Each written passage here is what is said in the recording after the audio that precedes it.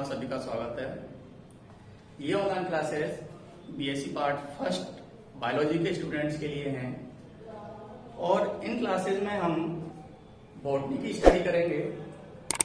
तो सबसे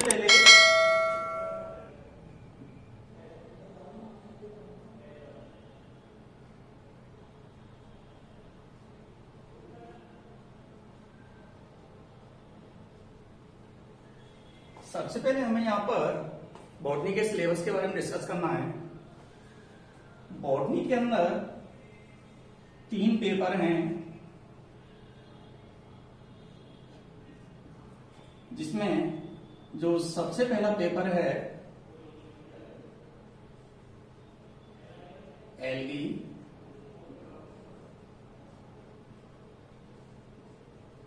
bryophytes and lichen. ये बॉटनी के अंदर पहला पेपर है, एल्गी, ब्रायोफाइट एंड लाइकेन का। दूसरा पेपर है माइकोलॉजी,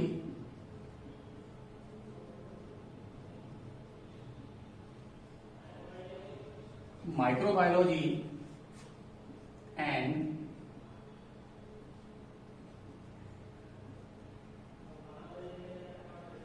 प्लांट पैथोलॉजी, ये सेकंड पेपर। और जो थर्ड पेपर है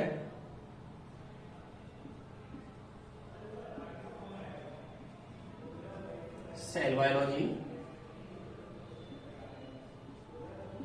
जेनेटिक्स एंड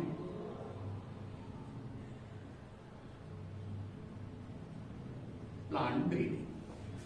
तो बॉटनी के अंदर ये 3 पेपर हैं, जिसमें से ये फर्स्ट पेपर, सेकंड पेपर और ये है थर्ड पेपर। जो पहला पेपर है एल्गी, ब्रायोफाइट एंड लाइकेन का, ये 33 नंबर का है। Second paper mycology, microbiology and plant pathology, ये भी 33 नंबर का है। Third paper cell biology, genetics and plant breeding, ये 34 नंबर 34 नंबर का है। तो टोटल जो बॉटनी का पेपर है वो 100 नंबर का होगा और इस 100 नंबर को हमने 3 पेपर के अंदर डिवाइड कर रखा है, 33, 33, 34। और इन 33 मार्क में से 12 पासिंग मार्क लाने हर एक पेपर के अंदर। तो 100 में से 36 नंबर लेके आने पासिंग मार्क के लिए। तो ये तो हमारा थ्योरी का पेपर होता है। इसके अलावा प्रैक्टिकल होता है 50 नंबर का, जिसमें से हमें पासिंग मार्क सबसे लाने पड़ते हैं। तो टोटल जो बॉटनी का मार्किंग है वो 150 नंबर की होती है, जिसमें से 100 थ्योरी के होते हैं और 50 नंबर इसमें प्रैक्टिकल के होते हैं। तो ये हमारे 3 पेपर।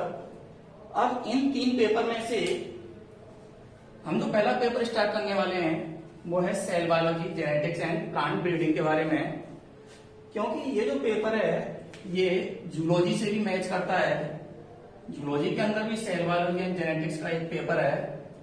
क्योंकि जूलॉजी के अंदर हम प्लांट ब्रीडिंग के बारे में हम डिस्कस नहीं करते हैं, इसलिए सेल बायोलॉजी एंड जेनेटिक्स ये जूलॉजी से मैच करेगा।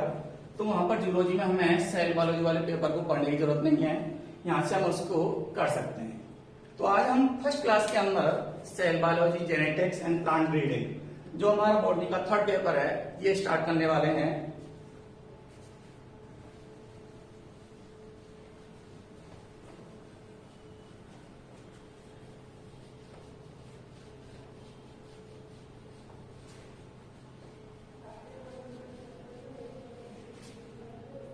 तो देखिए, सबसे पहले हम पेपर स्टार्ट कर रहे हैं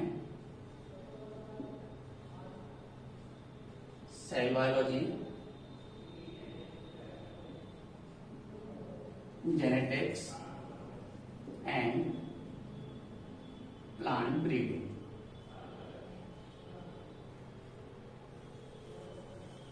ये हमारा थर्ड पेपर है, इसके बारे में हमें डिस्कस करना है। तो सेल बायोलॉजी पेपर के अंदर सबसे पहले हमें जो फर्स्ट यूनिट है, क्योंकि बॉटनी के अंदर जो हमारे 3 पेपर हैं, प्रत्येक जो पेपर है वो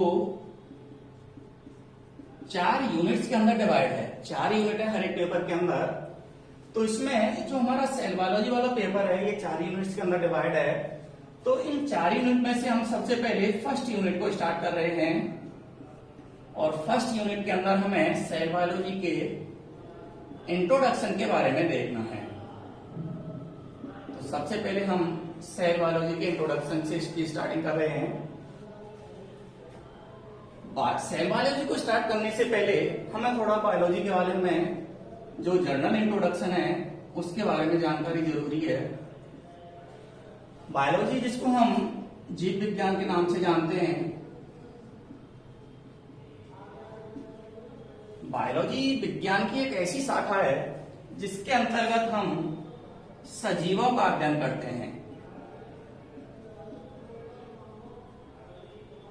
अर्थात विज्ञान की वह शाखा जिसके अंतर्गत सजीवों का अध्ययन किया जाता है, उस ब्रांच को या शाखा को क्या नाम दिया गया है? बायोलॉजी नाम दिया गया है।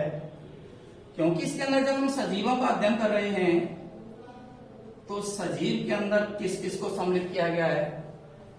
तो सजीव के अंदर एक तो पादप और एक जंतु, इनको सम्मिलित किया गया है। इसके अलावा बहुत से सूक्ष्म जीव भी हैं जिनको सजीव के अंदर काम किया गया है, लेकिन उसको हम आगे डिस्कस करेंगे। तो सजीव के अंदर पादप और जंतु दोनों को ही सम्मिलित किया गया है। इसके बाद में जो बायोलॉजी है, अगर इसके फादर की बात की जाए, फादर ऑफ बायोलॉजी, तो ये है एरिस्टोटल, या जिसको हम अरस्तु के नाम से भी जानते हैं। तो अरस्तु को जीव विज्ञान का जनक कहा गया है। जब जीव विज्ञान या बायोलॉजी के अंदर जब हम पादप और जंतुओं का अध्ययन करते हैं और अध्ययन करते समय इनकी संख्या जैसे जैसे बढ़ती जाती है, तो बायोलॉजी को आगे शाखाओं के अंदर विभक्त किया गया है। तो अगर बायोलॉजी की ब्रांचेस के बारे में बात की जाए, बायोलॉजी की शाखाएं देखी जाए, तो बायोलॉजी को 2 शाखाओं के अंदर डिवाइड किया गया है। एक तो इसकी शाखा है बॉटनी, जिसको हम वनस्पति विज्ञान कहते हैं, और जो दूसरी शाखा है उसको हम जूलॉजी के नाम से जानते हैं।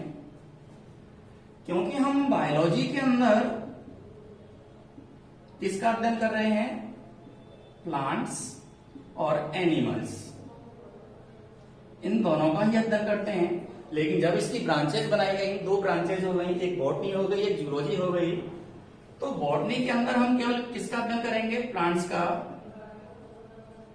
Study of plants. लेकिन जूलॉजी के अंदर हम केवल जंतुओं के बारे में अध्ययन करेंगे, स्टडी ऑफ एनिमल्स। लेकिन अगर हमें दोनों का ही अध्ययन करना है तो किस शाखा के अंदर किया जाएगा? बायोलॉजी के अंदर। लेकिन अगर हमें प्लांट्स का अध्ययन करना है तो उसके लिए बॉटनी ब्रांच बनाई गई है, और अगर हमें एनिमल्स का अध्ययन करना है तो उसके लिए जूलॉजी ब्रांच बनाई गई है। अगर हम यहाँ पर भी बॉटनी के फादर की बात करें, फादर ऑफ बॉटनी, क्योंकि ये एग्जाम के अंदर कई बार पूछा गया है फादर ऑफ बॉटनी किसे कहा जाता है, तो बॉटनी का जनक या वनस्पति विज्ञान का जनक थियोफ्रेस्टस, इसको कहा गया है। इसके अलावा यदि भारतीय जनक की बात की जाती है, फादर ऑफ इंडियन बॉटनी, भारतीय वनस्पति विज्ञान का जनक, तो इसमें एक नाम है विलियम रॉक्सबर्ग। इसे भारतीय वनस्पति विज्ञान का जनक कहा जाता है। इसी प्रकार से जूलॉजी के अगर जनक की बात की जाए, फादर ऑफ जूलॉजी, तो किसको कहा जाता है? Father of zoology. जो फादर ऑफ बायोलॉजी है एरिस्टोटल, उसी को ही फादर ऑफ जूलॉजी के नाम से जानते हैं हम।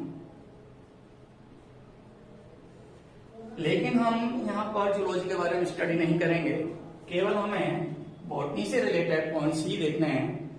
तो ये तो बायोलॉजी का जनरल इंट्रोडक्शन हो गया। इसके बाद में सेल बायोलॉजी वाले पेपर के अंदर हमें केवल सेल से रिलेटेड पॉइंट ही पढ़ने हैं। और जो इस पेपर के अंदर हमारी फर्स्ट यूनिट है वो इसी सेल बायोलॉजी से स्टार्ट हो रही है, और इस यूनिट के अंदर हमें सेल से रिलेटेड जितनी भी जानकारियां हैं वो सब हमें प्राप्त करनी है। तो इस पेपर के अंदर सबसे पहले हम स्टार्ट कर रहे हैं सेल बायोलॉजी के बारे में। तो यहां पर सबसे पहले हमें कोशिका के बारे में जानकारी जरूरी है, कोशिका क्या होती है। तो हम यहाँ पे जो कोशिका का अध्ययन कर रहे हैं, इसका अध्ययन करने के लिए हमारे पास में दो ब्रांचेज हैं, दो शाखाएं हैं। एक तो ब्रांच है हमारे पास में सेल बायोलॉजी, और दूसरी ब्रांच है हमारे पास में साइटोलॉजी। ये दोनों ही पॉइंट बहुत आते हैं, साइटोलॉजी और सेल बायोलॉजी, लेकिन दोनों के मध्य में इसमें डिफरेंस क्या है वो चीज हमें देखनी है। अगर हमें केवल कोशिका की संरचना और उसके कार्यों का अध्ययन करना है, सेल स्ट्रक्चर एंड फंक्शन, इसी का अध्ययन करना है, तो इसके लिए जो ब्रांच है उसको हम साइटोलॉजी के नाम से जानते हैं, या इसको हम कोशिका विज्ञान कहते हैं, कोशिका विज्ञान। तो बायोलॉजी की वह शाखा जिसके अंदर केवल कोशिका की संरचना और उसके कार्यों का अध्ययन किया जाता है, उस शाखा को हम किस नाम से जानते हैं? साइटोलॉजी या कोशिका विज्ञान के नाम से। लेकिन जो सेल बायोलॉजी है, जिसको हम कोशिका जीव विज्ञान के नाम से जानते हैं, ये जो ब्रांच है सेल बायोलॉजी, ये एक विस्तृत शाखा है, ब्रॉड ब्रांच है, जिसके अंदर हमें कोशिका की मॉर्फोलॉजी, कोशिका की जो बाह्य आकार की होती है उसके बारे में, कोशिका की एनाटॉमी, आंतरिक संरचना के बारे में, इसके बाद में जेनेटिक्स, सेल डिवीजन, बायोकेमिस्ट्री, अगर इन सभी का हमें अध्ययन करना है तो किस शाखा के अंदर करना पड़ेगा? सेल बायोलॉजी के अंदर। लेकिन साइटोलॉजी में केवल हम कोशिका की संरचना और उसके कार्यों का अध्ययन करते हैं, लेकिन अगर हमें कोशिका की विस्तृत जानकारी प्राप्त करनी है तो किस शाखा के अंदर करनी पड़ेगी? हमें सेल बायोलॉजी के अंदर। तो हम यहाँ पे इस पेपर के अंदर सेल बायोलॉजी के बारे में ही पढ़ेंगे। तो जो सेल बायोलॉजी है, इसकी शुरुआत हम किससे कर रहे हैं? कोशिका से कर रहे हैं। तो सबसे पहले हमें कोशिका की हिस्ट्री के बारे में जानकारी जरूरी है, क्योंकि बीएससी के अंदर बॉटनी में जो फर्स्ट क्वेश्चन आता है वो कंपलसरी होता है और ऑब्जेक्टिव टाइप आता है।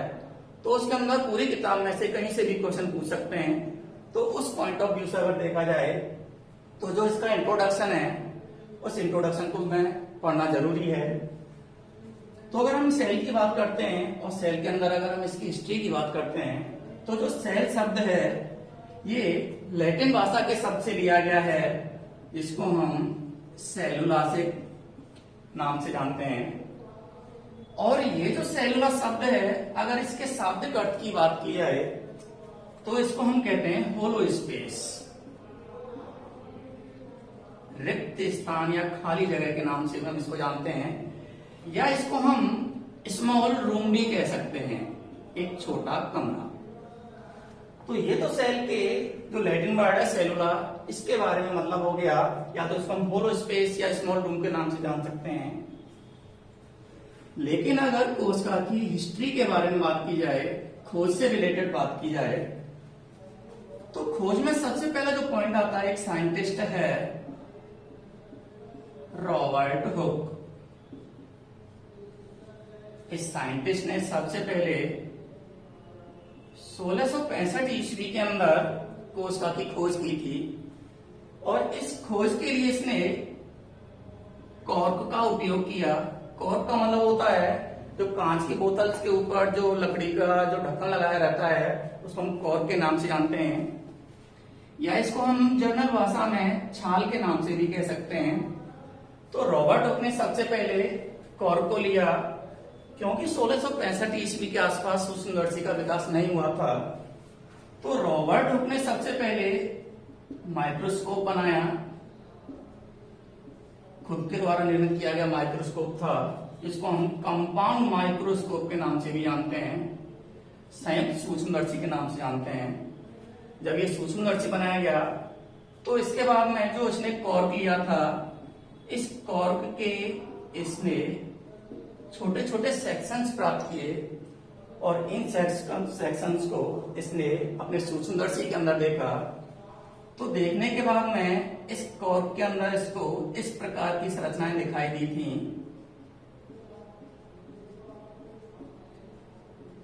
और इन सूक्ष्म संरचनाओं को इसने सेल नाम दिया था। लेकिन ये जो खोज की गई थी रॉबर्ट हुक के द्वारा, ये वास्तव में सेल वॉल थी। क्या था ये? कोशिका भित्ति थी। और हम ये जानते हैं कि जो कोशिका भित्ति होती है वो कैसी होती है? मृत होती है। तो रॉबर्ट हुक के द्वारा जो कोशिका की खोज की गई है वो कोशिका कैसी है? मृत कोशिका है। तो ये क्वेश्चन पूछा जाता है, सबसे पहले मृत कोशिका की खोज किसके द्वारा की गई थी? रॉबर्ट हुक के द्वारा। तो रॉबर्ट हुक ने जो माइक्रोस्कोप में संरचना देखी उसको भी इसने क्या नाम दिया था? सेल नाम दिया था। तो ये भी क्वेश्चन पूछा जा सकता है, कोशिका जो शब्द है, ये कोशिका शब्द भी किसके द्वारा दिया गया है? रॉबर्ट हुक के द्वारा दिया गया है। इसके बाद में अगर आगे बात की जाए तो ये तो मृत कोशिका की खोज के बारे में हो गया। मृत कोशिका की खोज किसके द्वारा की गई है? रॉबर्ट हुक के द्वारा की गई है। रॉबर्ट हुक ने ये जो अपनी डिस्कवरी की थी, इस डिस्कवरी को इसने अपनी एक पुस्तक के अंदर लिखा था और उस पुस्तक का नाम था माइक्रोग्राफिया। तो रॉबर्ट हुक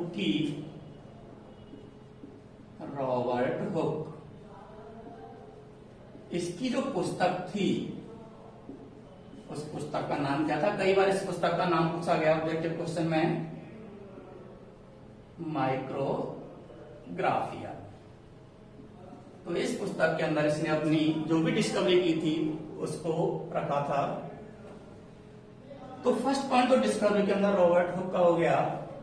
अब इसके बाद में दूसरा पॉइंट आता है, एक साइंटिस्ट थे एंटोन वॉन ल्यूवेनहॉक। 1674 ईस्वी में। तो रॉबर्ट हुक के बाद में दूसरे वैज्ञानिक आए एंटोन वॉन ल्यूवेनहॉक। इनके द्वारा जो कोशिका की खोज की गई थी वो जीवित कोशिका थी। जीवित कोशिका जिसको हम लिविंग सेल के नाम से जानते हैं, लिविंग सेल या जीवित कोशिका। तो ल्यूवेनहॉक के द्वारा जो खोज की गई उस खोज के लिए इसने आरबीसी का उपयोग किया था, या स्पर्म का उपयोग, या बैक्टीरिया। तो इनके अंदर सबसे पहले इसने कोशिका की खोज की थी, इसलिए इसको हम जीवित कोशिका के नाम से जानते हैं। तो दूसरा पॉइंट हो गया, जीवित कोशिका की खोज किसके द्वारा की गई है? ल्यूवेनहॉक के द्वारा। ल्यूवेनहॉक को हम फादर ऑफ बैक्टीरियोलॉजी के नाम से भी जानते हैं। मतलब जो जीवाणु विज्ञान है, जिस शाखा के अंदर हम जीवाणुओं का अध्ययन करेंगे उसको हम किस नाम से जानते हैं? बैक्टीरियोलॉजी। तो बैक्टीरियोलॉजी का फादर भी किसको कहा जाता है? ल्यूवेनहॉक को कहा जाता है। हिस्ट्री के अंदर तीसरा पॉइंट आता है कि शुरुआत में जो खोज की थी रॉबर्ट हुक ने, वो मृत कोशिका थी, मृत पादप कोशिका। इसके द्वारा जो खोज की गई वो जीवित जंतु कोशिका की खोज की गई थी। लेकिन अगर प्लांट्स के अंदर लिविंग सेल्स की बात की जाए कि प्लांट्स के अंदर जीवित कोशिका की खोज किसके द्वारा की गई है, तो इसमें दो साइंटिस्ट आते हैं। एक तो साइंटिस्ट आता है मेलपीवी और एक साइंटिस्ट आता है ग्रीव। इन दोनों के द्वारा प्लांट्स के अंदर लिविंग सेल्स की खोज की गई थी। ये जो ग्रीव साइंटिस्ट है इसको हम फादर ऑफ एनाटॉमी के नाम से भी जानते हैं। और एनाटॉमी का मतलब एक ऐसी शाखा होती है जिसके अंदर हम आंतरिक संरचना का अध्ययन करते हैं। उसको हम एनाटॉमी कहते हैं। तो फादर ऑफ एनाटॉमी किसको कहा जाता है? ग्रीव को। लेकिन जो मेलपी की साइंटिस्ट है, इसको फादर ऑफ हिस्टोलॉजी के नाम से भी जानते हैं। और हिस्टोलॉजी का मतलब जिस शाखा के अंदर हम टिश्यू या ऊतकों का अध्ययन करते हैं उसको हम हिस्टोलॉजी कहते हैं। तो फादर ऑफ हिस्टोलॉजी के नाम से किसको जाना जाता है? मेलपी को। तो ये तो 3 साइंटिस्ट के नाम हो गए जो कोशिका की खोज से संबंधित हैं। इसके बाद में सेल की अगर साइज की बात की जाए कि जो कोशिका है प्रत्येक जीव के अंदर, उसका साइज या जो आकार है वो कितना हो सकता है, तो इसके बाद में हमारा नेक्स्ट पॉइंट आता है साइज ऑफ सेल, कोशिका का आकार। अगर हम किसी भी एक जनरल सेल की बात करें, सामान्य कोशिका की, तो एक सामान्य कोशिका का जो आकार है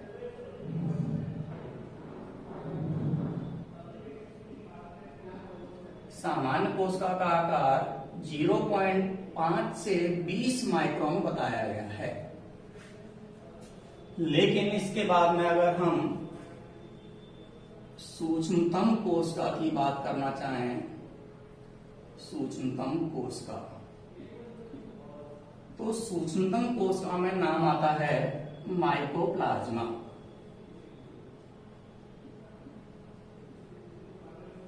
माइकोप्लाज्मा को सबसे छोटी कोशिका के नाम से जानते हैं, क्योंकि माइकोप्लाज्मा की यहां पर 2 जातियां हैं। एक तो है लैडलेवाई और एक है गैलीसेप्टिकम। तो ये 2 स्पीसीज है माइकोप्लाज्मा की, माइकोप्लाज्मा लैडलेवाई और माइकोप्लाज्मा गैलीसेप्टिकम। तो माइकोप्लाज्मा लैडलेवाई जो स्पीसीज है इसका साइज 0.1 माइक्रोन है और गैलीसेप्टिकम का जो साइज है 0.2 माइक्रोन है।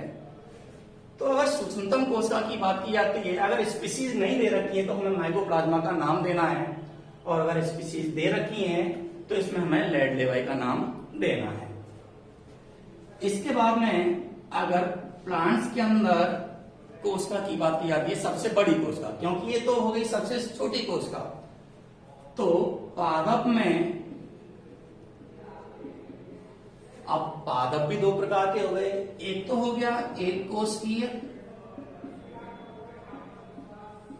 और एक हो गया बहुकोशिकीय।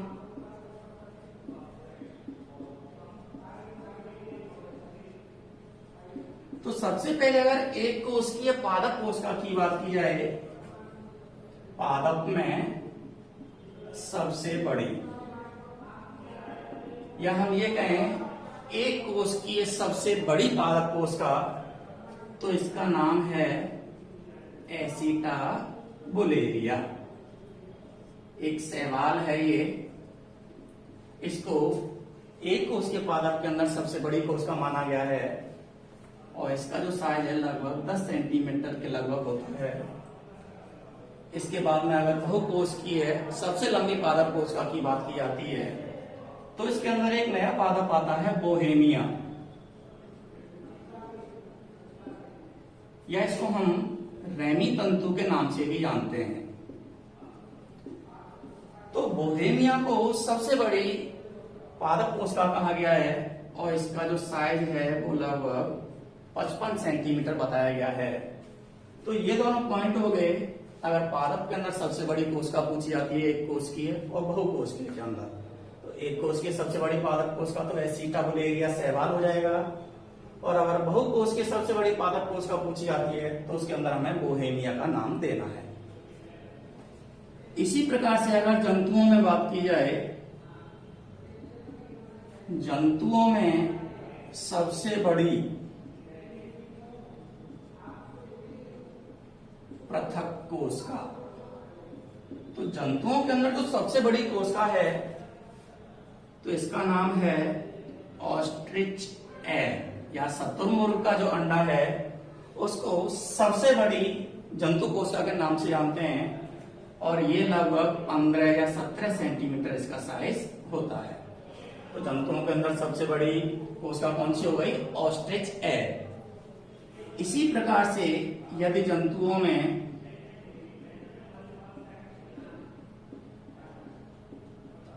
सबसे लंबी कोशिका की बात की जाए, यहां तो सबसे बड़ी कोशिका थी और यह है सबसे लंबी कोशिका, तो सबसे लंबी कोशिका में नाम आता है तंत्रिका कोशिका का,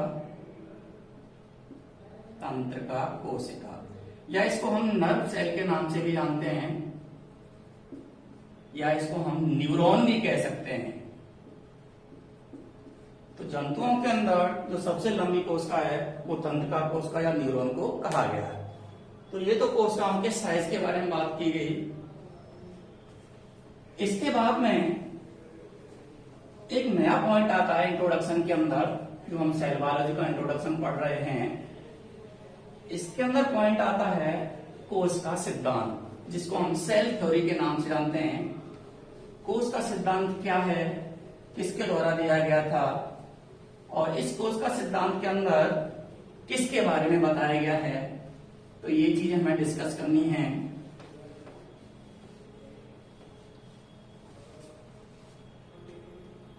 तो नेक्स्ट पॉइंट है सेल थ्योरी, जिसको हिंदी में कोशिका सिद्धांत कहा गया है।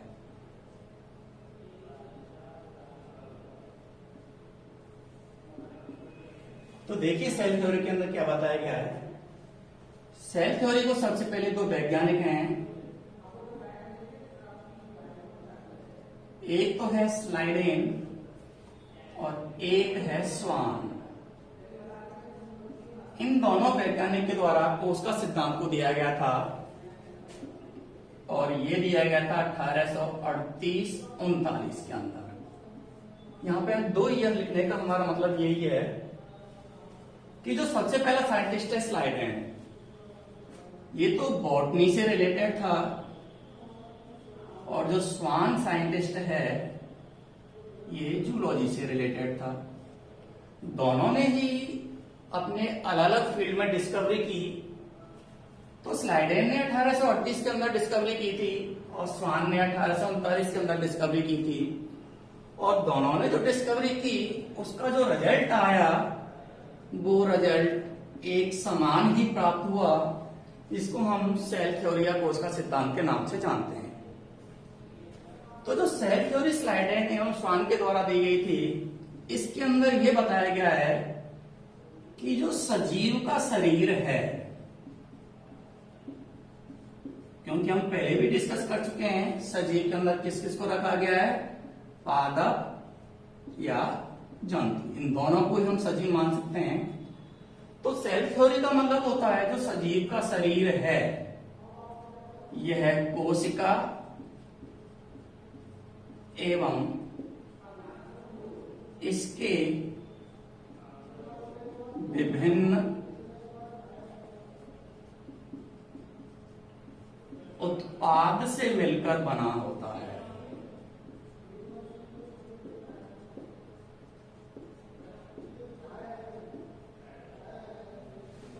तो सेल थ्योरी का मतलब है या हम ये कहें कि स्लाइडेन और स्वान ने कोशिका सिद्धांत के अंदर ये बताया है कि जो सजीव का शरीर है ये कोशिका या इसके विभिन्न उत्पाद से मिलकर के बना हुआ है।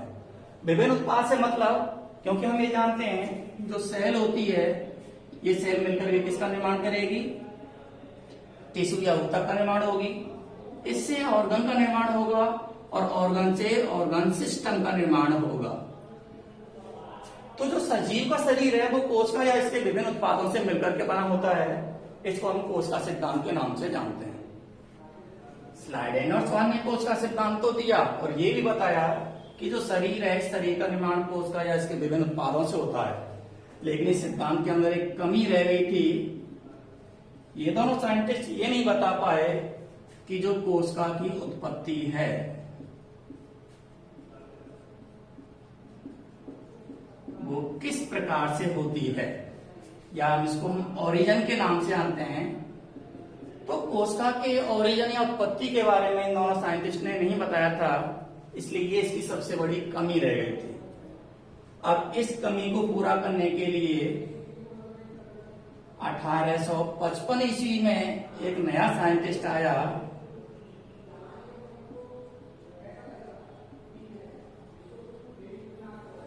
जिसको हम रूडोल्फ विर्चोव के नाम से जानते हैं।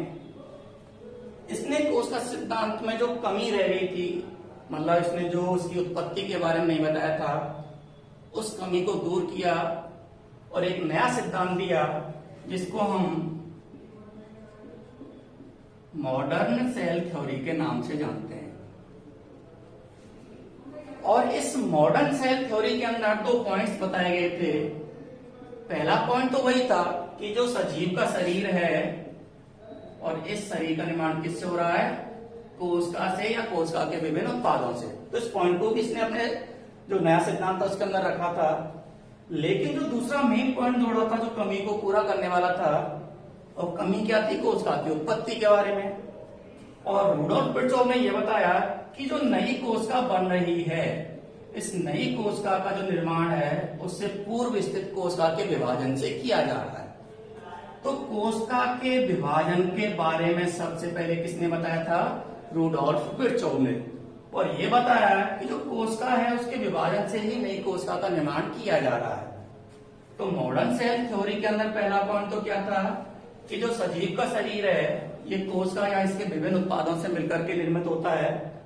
दूसरा पॉइंट क्या था कि जो कोशिका की उत्पत्ति है उससे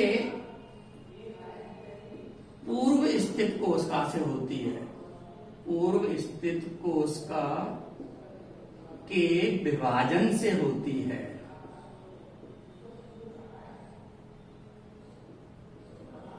तो ये मॉडर्न सेल थ्योरी का जो नया पॉइंट जोड़ा गया था कि कोशिका की उत्पत्ति किस प्रकार से हो रही है।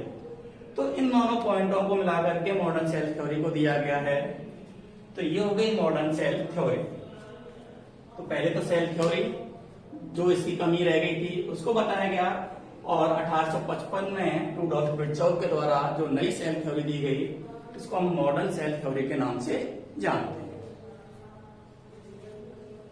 इस सेल थ्योरी के बाद में अब यहां से हमारा मेन पॉइंट स्टार्ट हो रहा है, कोशिका का प्रकार।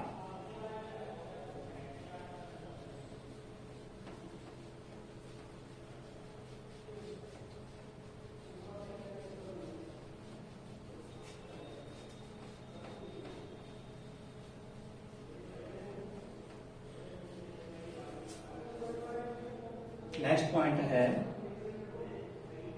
सेल टाइप्स, कोशिका के प्रकार। कोशिका का जो क्लासिफिकेशन किया गया है वो कई बेसिस पे या कई आधारों पे किया गया है। सबसे पहला जो हम आधार मान के चल रहे हैं वो इसके ओरिजिन को मान करके चल रहे हैं कि जो कोशिका की उत्पत्ति है या जो ओरिजिन है, इसके बेसिस पर सेल को 2 भागों के अंदर डिवाइड किया गया है। पहला है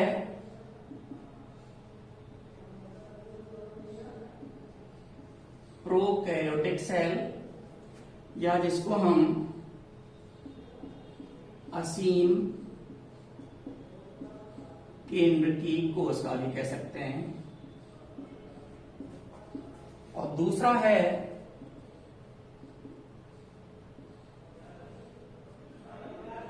यूकैरियोटिक सेल, या हिंदी में इसको ससीम केंद्र की कोशिका कहते हैं। तो ओरिजिन के बेसिस पे सेल के 2 टाइप हो गए, एक प्रोकैरियोटिक सेल हो गया और एक हो गया यूकैरियोटिक सेल। तो सबसे पहले हमें इन दोनों का शाब्दिक अर्थ समझना है कि इन दोनों जो वर्ड्स लिखे गए हैं इनका मीनिंग क्या है। अगर हम प्रोकैरियोटिक की बात करें तो जो प्रोकैरियोटिक शब्द है ये 2 भागों से मिलकर के बना हुआ है। एक तो है प्रो और दूसरा है कैरियन। इसमें जो प्रो शब्द है इसका मीनिंग होता है प्रिमिटिव, या इसको हम आद्य कह सकते हैं। आद्य का मतलब होता है पुराना या ओल्ड। और जो दूसरा शब्द है कैरियन, इसका मतलब होता है न्यूक्लियस या केंद्रक। तो अगर प्रोकैरियोटिक का शाब्दिक अर्थ या इसका वर्ड का मीनिंग पूछा जाता है तो मीनिंग क्या होगा? ऐसी कोश का जिसका केंद्रक प्रिमिटिव या आद्य प्रकार का होता है, उस कोशिका को हम किसका नाम देते हैं? प्रोकैरियोटिक सेल का। इसी प्रकार से अगर यूकैरियोटिक सेल के शाब्दिक अर्थ की बात की जाए तो ये भी दो भागों से मिलकर के बना हुआ है, यू प्लस कैरियन, जिसमें से यू का मतलब होता है वेल डेवलप्ड, या इसको हम पूर्ण विकसित कह सकते हैं। इसी प्रकार से कैरियन का मतलब न्यूक्लियस, या इसको हम केंद्रक कह सकते हैं।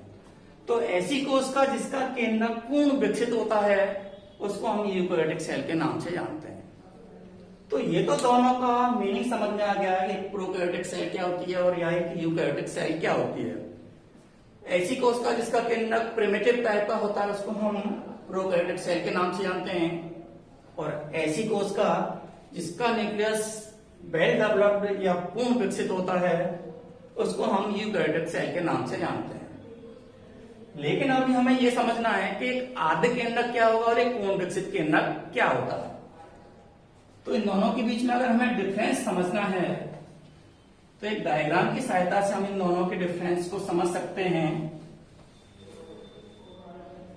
जैसे अगर हम किसी भी कोशिका को बनाएं,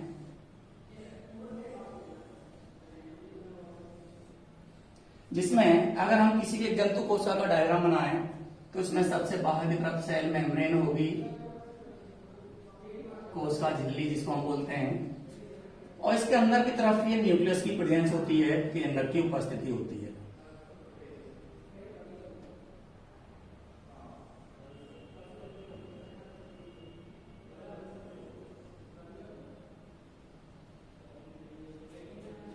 और न्यूक्लियस की जो मेम्ब्रेन है उसको हम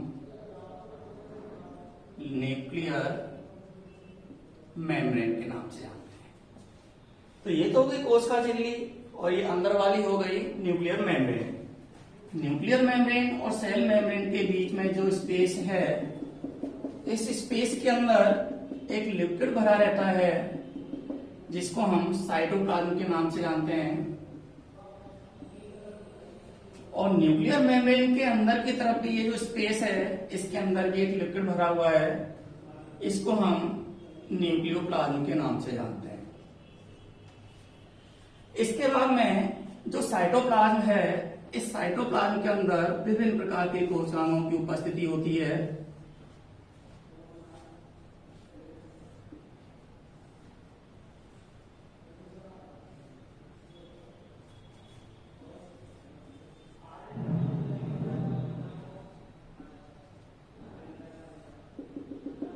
जिसमें ये है ईआर, ये है गोल्जी बॉडी, ये है लाइसोसोम,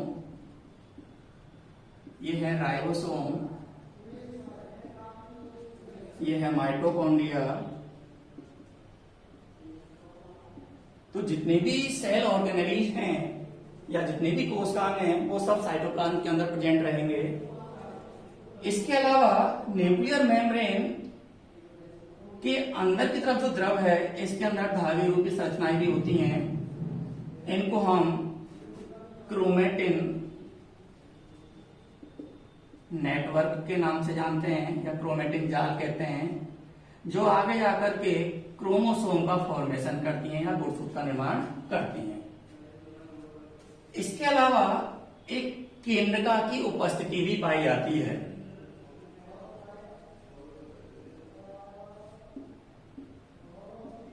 न्यूक्लियोलस या केंद्रिका। तो ये तो हमने एक सेल का डायग्राम बनाया। अब इसी सेल के डायग्राम से हमें एक पूर्ण विकसित केंद्रक और एक आद्य केंद्रक के डिफरेंस को समझना है। एक पूर्ण विकसित केंद्रक वह केंद्रक होगा जिसके अंदर स्पष्ट केंद्रक झिल्ली और केंद्रका की उपस्थिति होगी।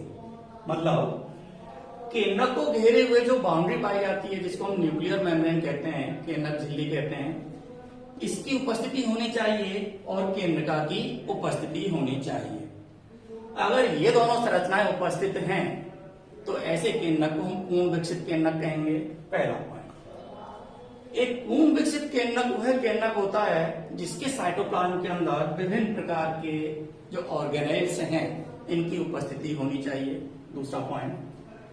तीसरा पॉइंट, एक पूर्ण विकसित केंद्रक वह केंद्रक होता है जिसके अंदर जो आनुवांशिक पदार्थ है वो किसके रूप में पाए जाए, गुणसूत्रों के रूप में पाए जाए। तो ये तीन मेन डिफरेंस हैं। इसके बेसिस पर हमें प्रोकैरियोटिक सेल्स को भी डिफाइन करना है। या एक आद्य केंद्रक वह केंद्रक होगा जिसके अंदर स्पष्ट केंद्रक झिल्ली और केंद्रिका की अनुपस्थिति होती है। इधर तो हमने क्या बताया था, यूकैरियोटिक सेल्स के अंदर वह केंद्रक जिसमें स्पष्ट केंद्रक झिल्ली और केंद्रिका की उपस्थिति हो। लेकिन प्रोकैरियोटिक कोशिका किसको कह रहे हैं, जिसके अंदर केंद्रक झिल्ली और केंद्रिका अनुपस्थित होती हैं, उसको हम प्रोकैरियोटिक सेल कह रहे हैं। दूसरा डिफरेंस क्या होगा, यूकैरियोटिक सेल्स के अंदर तो क्या था, जब केंद्रक झिल्ली थी तो साइटोप्लाज्म और न्यूक्लियोप्लाज्म दोनों अलग अलग थे। लेकिन अब प्रोकैरियोटिक सेल्स के अंदर साइटोप्लाज्म और न्यूक्लियोप्लाज्म के अंदर हम डिफरेंस नहीं कर पाएंगे कि साइटोप्लाज्म कौन सा है और न्यूक्लियोप्लाज्म कौन सा है। तीसरा पॉइंट, यूकैरियोटिक सेल्स के जो साइटोप्लाज्म था उसमें डिफरेंट टाइप के सेल ऑर्गेनेल्स उपस्थित थी, कोशिकाएं उपस्थित थे। लेकिन जो प्रोकैरियोटिक सेल होगी उसके साइटोप्लाज्म के अंदर कोई भी कोशिकांग उपस्थित नहीं होगा। ना तो उसके अंदर ईआर होगा, ना गोल्जी बॉडी, ना लाइसोसोम, ना माइटोकॉन्ड्रिया। केवल एक कोशिकांग ऐसा होता है जो प्रोकैरियोटिक और यूकैरियोटिक दोनों ही सेल्स के अंदर उपस्थित होता है, जिसको हम राइबोसोम के नाम से जानते हैं। लेकिन प्रोकैरियोटिक सेल में जो राइबोसोम होगा वो 70S टाइप का होगा और यूकैरियोटिक सेल के अंदर ये 80S टाइप का होगा। नेक्स्ट डिफरेंस, जो प्रोकैरियोटिक सेल होती है, यूकैरियोटिक सेल्स के अंदर क्या था, आनुवांशिक पदार्थ गुणसूत्र के रूप में था। लेकिन प्रोकैरियोटिक सेल्स के अंदर जो आनुवांशिक पदार्थ है वो डीएनए के रूप में ही पाया जाता है। ये डिफरेंस क्यों आता है, क्योंकि यूकैरियोटिक सेल्स के अंदर जो डीएनए होता है वो हिस्टोन प्रोटीन से संयोग करता है और संयोग करने के बाद में इनसे गुणसूत्र का निर्माण होता है। तो यूकैरियोटिक सेल्स के अंदर तो हिस्टोन प्रोटीन की उपस्थिति होगी जिससे गुणसूत्र का निर्माण होगा। लेकिन प्रोकैरियोटिक सेल्स के अंदर हिस्टोन प्रोटीन एब्सेंट होती है, जिसकी वजह से ये डीएनए से मैच नहीं करेगी और गुणसूत्र का निर्माण भी नहीं होगा। इसलिए प्रोकैरियोटिक सेल्स के अंदर जो आनुवांशिक पदार्थ है वो डीएनए की फॉर्म में प्रेजेंट होता है। तो ये तो डिफरेंस है प्रोकैरियोटिक और यूकैरियोटिक सेल्स के बारे में। इसके बाद में जो हमारा फर्स्ट चैप्टर स्टार्ट होगा उसके अंदर हम विभिन्न प्रकार के जो सेल ऑर्गेनेल्स हैं इनके बारे में डिस्कस करेंगे। अगर आपको ये वीडियो पसंद आए तो हमारे चैनल को सब्सक्राइब करें, कमेंट्स करें और लाइक करें। धन्यवाद।